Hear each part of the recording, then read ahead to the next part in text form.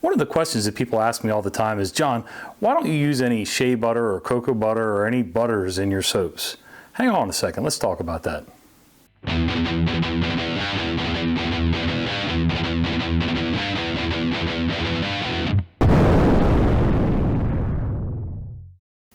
Hey guys, John Connolly from UncleJohnSoap.com.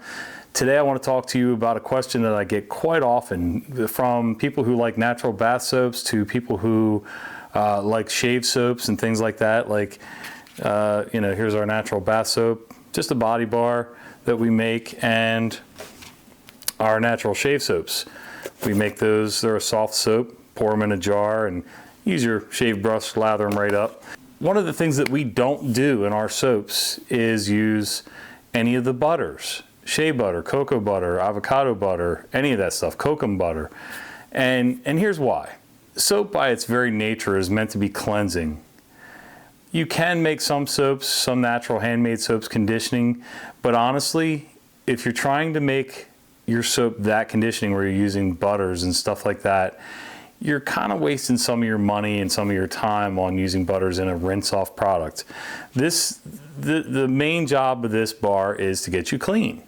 And so, you lather up, soap up, and you rinse it right off. There's not much that's going to hang around, even if you add butters to this bar. And if you add too much of the butters, it might hang around, but then it's not getting you as clean. You have to find a balance.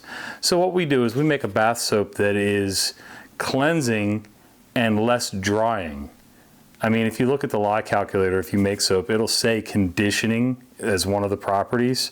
If you look at the conditioning and you get the conditioning where you want in the properties as far as, percentage, how much does it clean, how much does it condition, and all that stuff. If you bring your conditioning up beyond a certain point, you're going to lessen its cleaning capabilities as well. So you do want to find a balance with that, and I can do that without using expensive butters. I can use oils and regular fats in our soaps to accomplish that.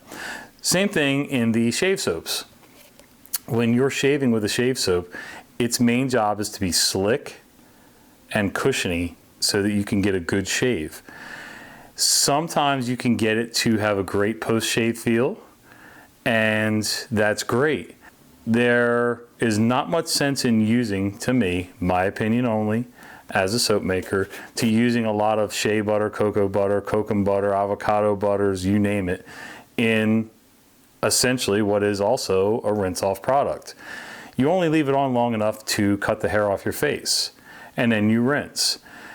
To me, the butters are better off left for lotions and creams and post-shave balms and things like that you're going to leave on your skin where you can get the most benefit from those expensive butters. And don't get me wrong, they are expensive.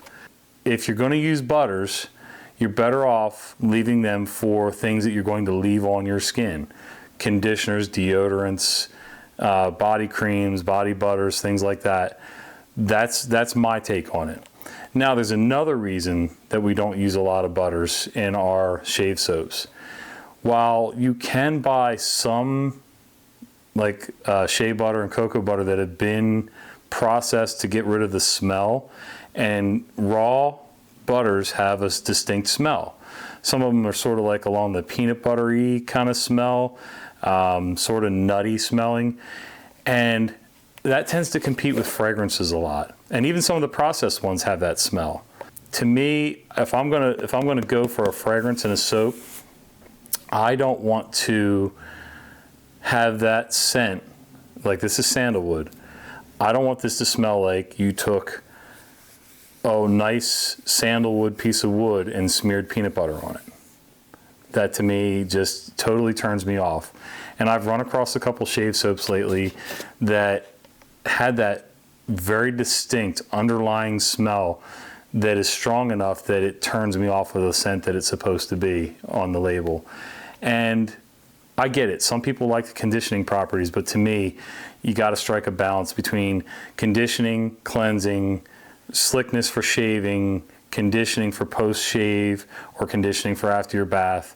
To me, the balance is using other oils and fats to get that balance and get the texture and feel and all the properties that I want in the soaps that I make. And I'll reserve the butters for the other leave-on products. Do what you want, your soap, whether you're in business or just doing it as a hobby or thinking about trying it.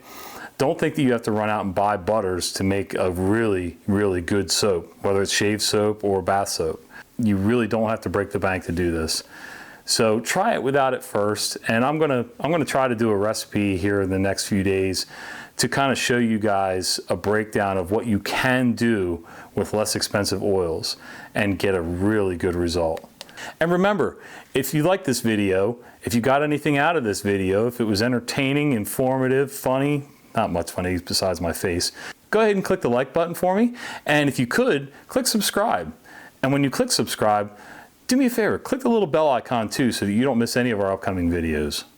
And as always, you can visit our website at www.unclejohnsoap.com. We'll put that down here or here, wherever.